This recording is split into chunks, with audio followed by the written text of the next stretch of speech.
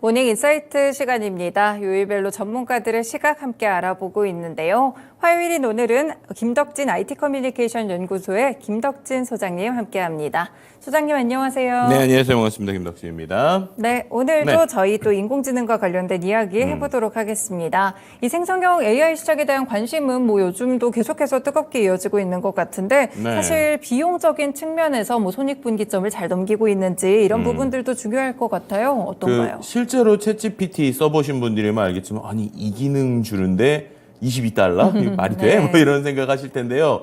아무래도 지금은 많은 기업들이 경쟁을 하면서 이러한 산업을 안정시키려고 하다 보니까 솔직히 말씀드리면은 버는 매출보다 비용이 상당히 큰 편이라고 볼 수 있을 것 같습니다.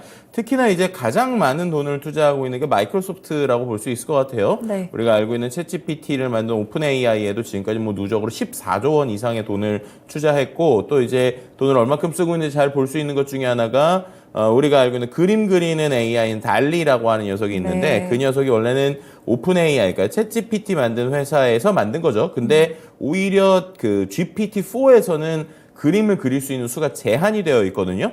근데 이제 마이크로소프트에서 하고 있는 빙챗에서는 그 달리를 쓰는데도 그림 그리는 수에 제한이 거의 없어요. 그러니까는 그만큼 돈을 많이 쓰고 있다는 건데 결국 이게 이제 손해를 좀 보게 하는 부분이 충분히 있는 것 같습니다. 뭐 예를 들면은 작년 10월의 데이터라서 지금은 조금 더 업데이트를 보긴 해야 되는데 마이크로소프트에서 만든 이 코딩을 보조해주는 도구인 GitHub Copilot이라고 하는 게 있어요. 근데 GitHub Copilot이 한 사람당 지금 사용자가 실제 내는 돈보다 마이크로소프트가 한 $20, 그러니까 2만 원 정도 이상의 손해를 보고 있다라고 하는 뉴스들이 나오고 있는 거예요. 왜냐하면 이 코파일럿이라고 하는 게 워낙 이제 컴퓨터 리소스를 많이 쓰는 부분이 있는 거예요. 왜냐하면 개발을 할 때 지금 화면에 나오고 있지만 개발자들이 처음부터 끝까지 프로그래밍 언어를 다 넣는 게 아니라 내가 뭐 이렇게 만들어 달라 아니면 몇 줄만 넣으면은 그거 뒤에 있는 것들을 실제로 사람들이 개발을 이렇게 하는 것이다 라면서 이제 막 넣어주거든요. 그러니까 그만큼 이제 컴퓨터 엔진이나 소스를 많이 쓰고 또 이제 개발자들이 쓰다 보니까 한두 시간 쓸 게 아니잖아요. 계속 쓰겠죠. 그러다 보니까 이게 좀 어느 정도 손해보는 부분이 있다 보니까 지금 결국에는 이런 것들이 계속 좀 비용 구조를 맞출 수 있느냐. 그리고 지금 이게 왜냐면 실제로 쓸 때 개발자들이 한 달에 한 10,000원 조금 넘게 내면 되는 거거든요. 근데 그걸로 한 달 내내 쓰니까 이거의 비용 구조를 좀 어떻게 또 바꿀 것이냐에 대한 좀 여러 가지 이야기들이 나오고 있다. 이렇게 말씀드릴 수 있을 것 같습니다. 네, 아무래도 이제 수익성을 좀 더 가져가야 연구에도 더 투자를 할 수가 있을 것 같은데 그래서 그런지 요즘에는 또 돈 되는 그런 서비스들을 많이들 투자를 하는 것 같아요. 네, 맞습니다. 이제 초창기, 그러니까는 작년 초, 올 초, 그러니까 작년 말, 그리고 올 초 같은 경우만 해도 그냥 신기하고, 와우, 사람들 모이기만 하면 됐다, 이렇게 쳤으면, 이제는 사람들이, 신기한 건 좀 떠나서, 그래서 우리가 어떻게 써먹어야 돼? 어떻게 활용해야 돼? 라는 겁니다. 결국 그게 돈 버는 것과 연결이 되는 거죠. 왜냐하면 단순히 와우 포인트가 아니라 이제는 이걸 써먹을 수 있게 하는 쪽으로 되려면 결국에는 돈 되는 서비스와 연결이 될 수밖에 없다는 겁니다. 근데 어쨌든 이 시장 자체는 계속 클 거예요.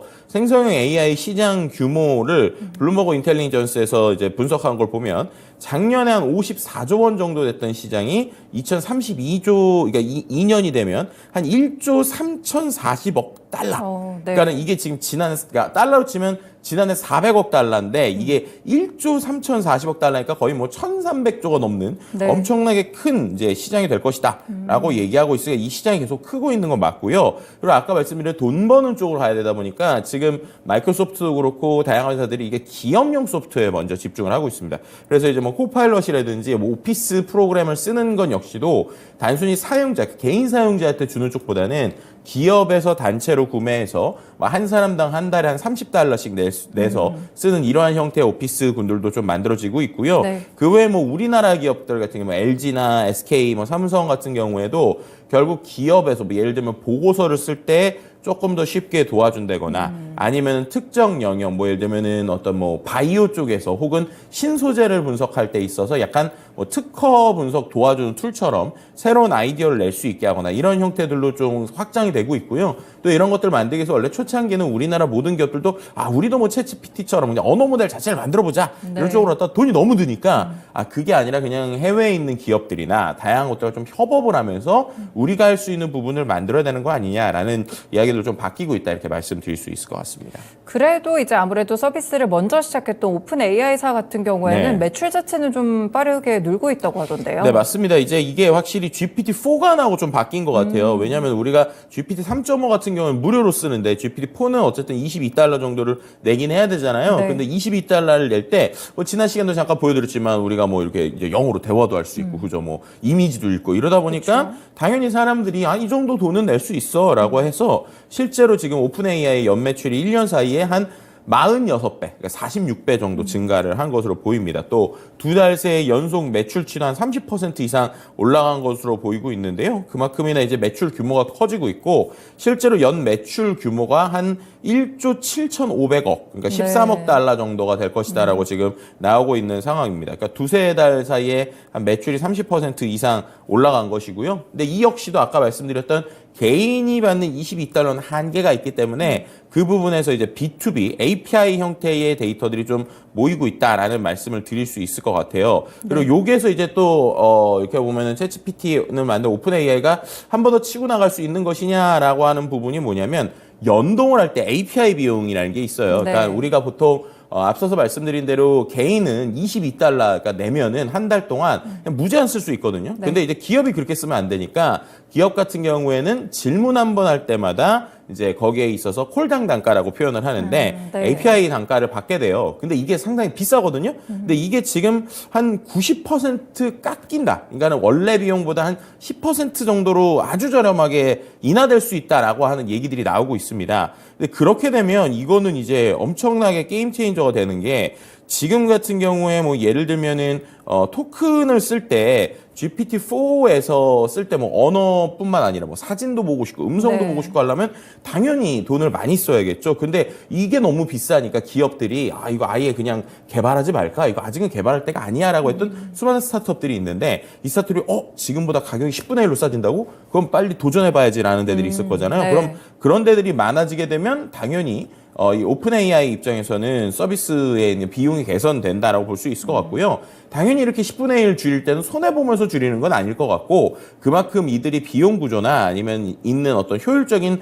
시스템을 만들었으니까 이렇게까지 될 수밖에 없다라는 것이 좀 나오고 있는 상황이다 이렇게 말씀드릴 수 있을 것 같습니다. 네, 저희 비용적인 측면에서도 이제 인공지능이 어떻게 흘러가고 있는지에 대해서 기업 구조들을 살펴봤는데요. 네. 그리고 또 이 생성형 AI가 요즘 뭐 많은 서비스들을 만들기도 하지만 기존에 있는 사들이 여기에 이제 생성형 AI를 더해서 이런 서비스를 하는 경우에 굉장한 시너지가 또 나더라고요. 네, 그렇죠. 이제 우리가 아마도 방송 저희가 AI 이야기할 때 초창기 한 4월, 5월에도 계속 마이크로소프트 얘기를 좀 많이 했었어요. 맞아요. 네. 그때 이제 우리가 쓰고 있는 오피스 프로그램에 이제 이런 것들이 들어올 것이다. 그래서 실제로 지금 미국에서는 오피스 프로그램에 이걸 이제 코파일럿을 베타 버전으로 좀 쓰고 있고요. 국내 몇몇 기업들도 이걸 테스트로 쓰고 있는 네. 걸 제가 이제 파악을 했습니다. 그리고 마이크로소프트의 윈도우 같은 경우에도 지금 코파일럿이 좀 들어간 상황인데 이렇게 우리가 기본적으로 쓰는 일반적인 생산성 툴 외에 실제로 이 프로그램을 통해서 바로 직접적으로 돈 버는 서비스들이 있어요. 네. 바로 컴퓨터 그래픽 쪽입니다. 왜냐면 여기 이제 방송을 만드는 것도 그렇고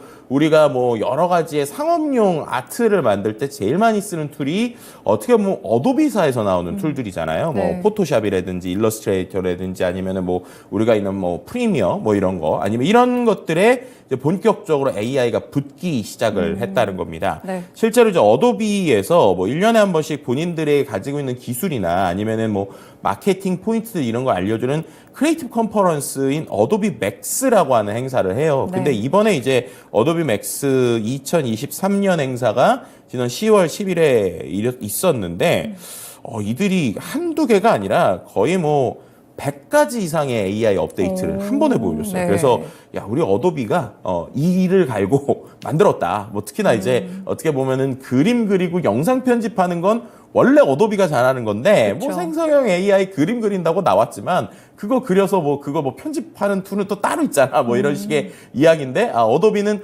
본인들이 원래 가지고 있던 툴에다가 이런 생성형 AI를 아주 디테일하게 좀 붙이는 부분이 있습니다. 그렇게 되니까는 이걸 갖고 우리가 아주 좀 쉽게 쓸 수 있는 녀석들이 좀 나오기 시작했다. 뭐 이렇게 좀 말씀드릴 수 있을 것 같아요. 네, 그렇군요. 사실 저는 어도비 하면 포토샵이 제일 먼저 좀 생각이 그쵸, 나는데 여기에 또 생성형 AI가 접목이 되면 굉장히 또 신기할 것 같아요. 그러니까는 이렇게 말씀드릴 수 있을 것 같아요. 이게 돼?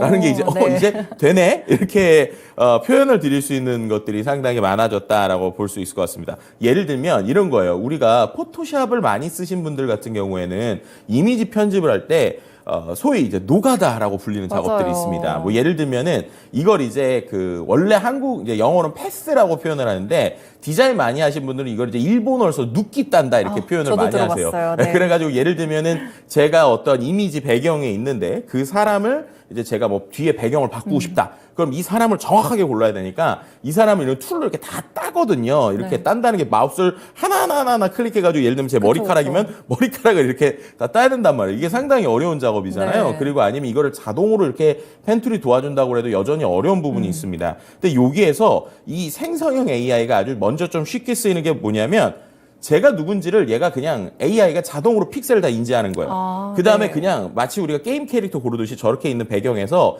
제가 원하는 거 눌러가지고 움직이면은 바로 움직이기도 하고요. 그다음 저기 나오는 데모는 뭐냐면 저기 보시면은 지금 빨간색 제 바로 왼쪽에 이렇게 뭔가 이렇게 자국처럼 있잖아요. 지금 보셨어요? 지워졌네요. 사람이 그죠? 싹 지워졌죠. 네. 근데 지워졌는데 뒤에 배경이 아주 말끔하게 되는 모습들을 보여줍니다. 그러니까 이런 식으로 기존에 원래 이런 것들을 이제 포토샵을 아주 잘하시는 분들은 저기에 있는 것들을 뭐 예를 들면 아주 마우스를 이렇게 디테일하게 누르거나 네. 메뉴에서 뭐 여러 가지 블러 처리를 하거나 이래야 되는 건데 그냥 잡고 누르고 지우면 알아서 AI가 저렇게 맞춰주고 지금 보이세요? 사람이 이렇게 움직이는데 뒤에 배경이 그대로 있죠. 그렇네요. 네, 저것도 상당히 놀라운 거죠. 그리고 이게 보시면은 단순히 움직인 것뿐만 아니라 지금 보셨는지 모르겠는데 이 캐릭터가 약간 눈을 감거나 방향을 바꾸거나 이렇게 움직이려 마치 우리가 동영상 촬영을 한 것처럼 저렇게 자연스럽게 캐릭터 움직이는 게 보이시죠? 근데 네. 저게 이미지 한 장을 갖고 AI가 스스로 저렇게 움직이게 파악을 한 거라고 보시면 됩니다. 만든 거군요. 네, 그러니까는 네. 우리가 동영상에서 프레임 찍는 거에서 만약 모자란 게 있으면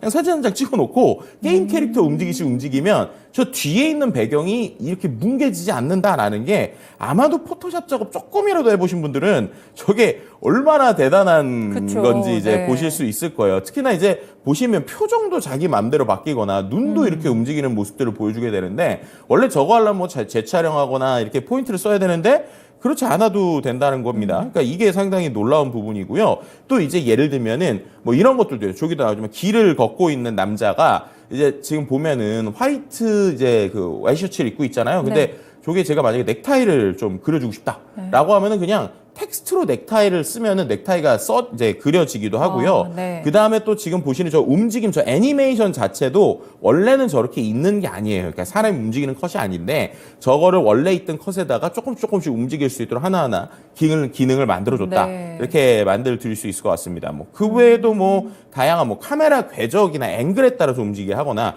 지금 보시면은 저기 지금 뭔가 이렇게 체크를 하죠. 저 원래 와이셔츠 부분인데 저기를 저렇게 핑크처럼 칠해져 있는 게 저 부분을 뭘 만들어 달라고 하는 거예요. 그래서 저기 보시면은 저기에서 네. 뭔가를 누르면은 근데 뭐 텍스트로 쳐가지고 저기에다가 와이셔츠의 느낌을 지금 보면 넥타이가 나왔죠.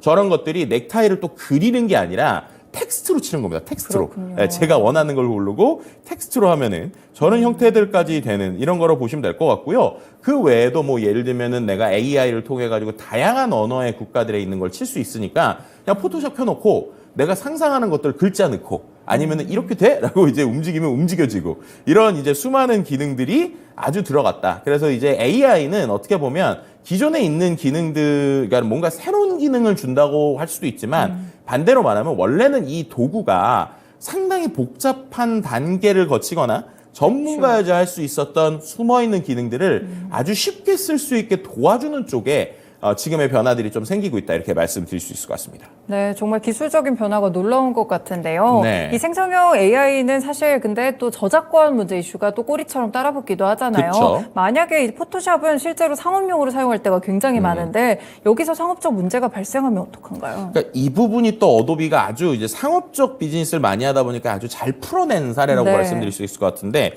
예를 들면은 지금 스테빌리티 AI나 그러니까 그림 그리는 AI들이 지금 가장 큰 문제가 말씀하셨던 건 저작권이에요. 네. 예를 들면은 그림 그리는 AI 역시도 결국에는 어떤 데이터를 갖고 공부를 해서 그쵸. 만든 걸 텐데 이 최종 결과물이 원래 있던 사진하고 너무 비슷하면 당연히 사진을 처음 찍은 사람이나 그림을 그린 사람들이 이거 우리 거 베낀 거 아니야? 라는 얘기가 있어서 실제로 수백 조의 소송이 지금 스테빌리티 네. AI 같은 경우에는 걸려 있는 상황이에요. 근데 이 부분에 있어서 지금 어도비가 얘기하는 게 우리는 처음부터 이 생성형 AI를 만들 때의 모든 작업물의 학습 데이터가 우리가 가지고 있는 저작권, 그러니까 본인들이 저작권 문제를 해결했거나 아니면은 저작권 프리인 이미지로만 공부를 시켰기 때문에 기본적으로 나오는 결과물에는 문제가 없다라고 일단 얘기하고 있고요. 네. 이것보다 이제 두 번째로 이게 더 중요한데 이번에 어도비 맥스 행사에서 또 이제 사람들이 제일 놀랐던 것 중에 하나입니다. 아예 약관에 만약에 이 생성형 AI를 쓰다가 네. 문제가 생겼다. 뭐 예를 들면 원저작자랑 소송에 걸렸다. 라고 하면 이거를 어도비가 책임져 주겠다. 와. 라고 하는 네. 내용이 들어간 거예요. 그러니까 결국에는 이러한 것들이 들어갔으니 상업적 사용자들 입장에서 이제는 맘대로 써도 되겠네. 혹시나 문제 생기면 어도비에서 소송이나 이런 걸 도와준다고 하니까 같이 하면 되겠네? 라고 하는 거죠. 결국에는 기존에 있었던 그림 그리는 AI들이 지금은 신기하네. 이거 좀 이런 게 되네. 근데 직접 우리가 상업용으로 쓰려면 여러 가지 어려움이 있는데 그 두 가지 어려움이 이거 혹시나 저작권 문제 생기면 어떡해. 이거 내가 고쳐야 되는데 이거 고치는 툴은 어디 있어? 결국 포토샵으로 가야 되거든요. 네. 그럼 결국에는 이 모든 문제를 해결해 주면서 가는 쪽이기 때문에 어도비가 상당히 공격적인 수를 꺼냈다. 그리고 이 부분에 있어서 다행히 사람들이 이렇게 되면은 지금 있는 월정액 비용에 조금 더 추가를 해서 내더라도 뭐 이걸 갖고 몇백만 원, 몇천만 원 버시는 분들이니까 당연히 쓸만한 이유가 생겼다. 이렇게 말씀드릴 수 있을 것 같습니다. 네, 그렇군요. 이번에 이제 포토샵 기술에 대해서 저희가 AI 접목했을 때 어떻게 됐는지를 살펴봤는데 네. 이거 외에도 놀라운 기술들이 많이 나왔다고 하네요. 네, 뭐 여러 가지 기술들이 있는데 가장 제가 신기했던 게 예를 들면은 우리 앵커님 지금 드레스를 입고 계시잖아요. 그쵸? 근데 이제 맨날 옷을 갈아입어야 되잖아요. 이게 디스플레이입니다. 오, 그러니까 이 네. 옷 자체가 그냥 디스플레이예요. 저기 화면에 나오고 있는데 실제로 저게 디스플레이인데 저렇게 좀 모양이 있죠. 저 모양이 있는데 그렇네요. 지금 보시면 약간 X자로 바뀐 거 보이세요? 지금 원래 있던 네. 게. 저 뒤에 버튼 같은 게 있어요. 그래서 저걸 누르게 되면 실제로 이제 이 옷의 디스플레이의 모양이 계속 바뀌게 되는 겁니다. 그래서 저게 보시면은 저게 X 모양도 있지만 나중에 네. 또 버튼을 누르면 컬러가 바뀌기도 하고 이런 형태 지금 보이시죠? 그렇네요. 저렇게 저런 식으로 사선이 되기도 하고 심지어 저렇게 애니메이티드하게 움직이기도 하는데 저게 이제 어떤 식이냐면 드레스의 바느질은 이제 직접 돼 있는 네. 원래 드레스인데 거기에다가 이제 이른바 스마트 직물이라고 하는 것이 들어가는 거예요. 그래서 저는 스팽글 장식이나 이런 것들이 되는 건데 저게 옷뿐만 아니라 나중에 생각해 보면 뭐 이제 핸드백이라든지 아니면 디지털 액자라든지 이런 데 다 적용이 될 수 있겠죠. 그래서 내가 원하는 형태의 저런 모양을 바꿀 수 있고 저런 게 지금은 디스플레이가 아주 작게 이렇게 박혀 있는 형태인데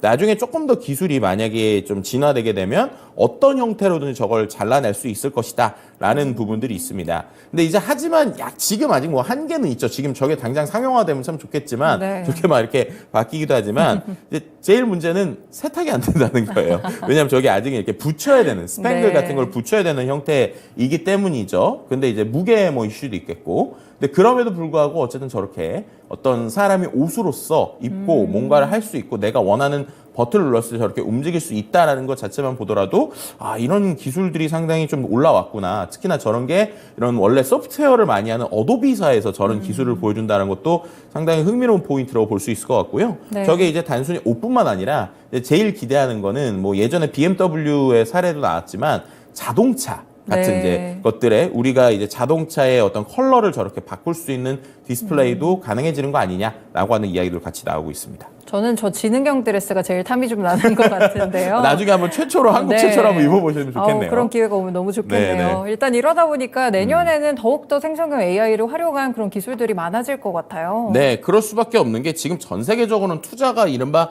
블랙홀처럼 거의 투자가 없는 상황인데 네. 그럼에도 불구하고 지금 이 생성형 AI에 대한 투자는 계속 증가하고 있다라는 게 이제 중요한 포인트죠. 결국에 지금 뭐 예를 들면은 3분기 같은 경우만 보더라도 전 세계적으로 뭐 이제 나머지 기업들의 투자는 줄어들고 있지만 AI 기업은 최소 27% 이상 지금 이 투자가 늘어나고 있습니다. 네. 그리고 이제 중요한 건 많은 스타트업들이 계속적으로 기회를 찾을 때 말씀드렸던 것처럼 우리가 처음부터 언어 모델을 만들면 돈이 많이 들겠지만 API 만드는 비즈니스들이 막 8, 90%씩 가격을 낮추고 있는 상황이기 때문에 네. 그 안에서 또 새로운 기회를 보고 달려 들어갈 수밖에 없다. 그리고 그렇게 됐을 때는 결국에는 다양한 형태로 빠르게 치고 빠르게 어플리케이션 만들고 거기서 빨리 돈 벌고 빨리 나오는 이러한 형태의 좀 비즈니스들, 돈을 버는 비즈니스가 내년엔 더욱더 많아질 것 같다. 이렇게 말씀드릴 수도 있을 것 같습니다. 네, 알겠습니다. 오늘 말씀은 여기까지 듣겠습니다. 네, 고맙습니다. 감사합니다.